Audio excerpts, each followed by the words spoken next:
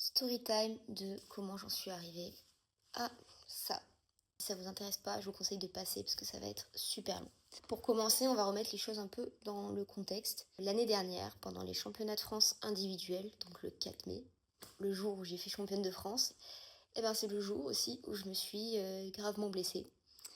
À l'échauffement du saut, mon dernier agrès, l'une salto, et à la réception, ma cheville, elle s'est déchaussée.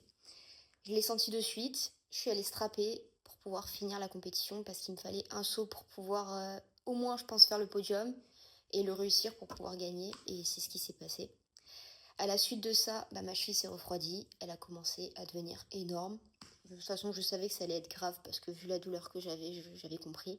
Et donc, c'est là que commençait la descente aux enfers. Non, en vrai, elle avait commencé 3 jours plus tôt parce que je m'étais cassé le nez.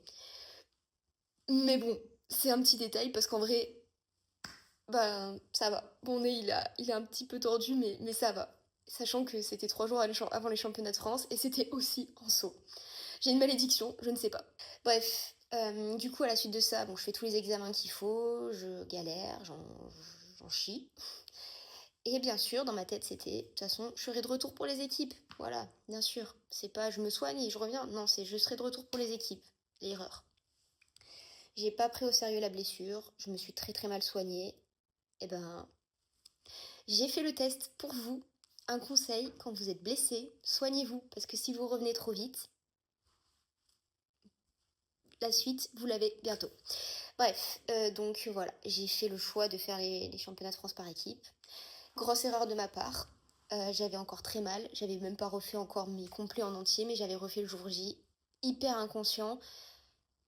Bref, l'été passe. Je pensais que ça allait aller mieux.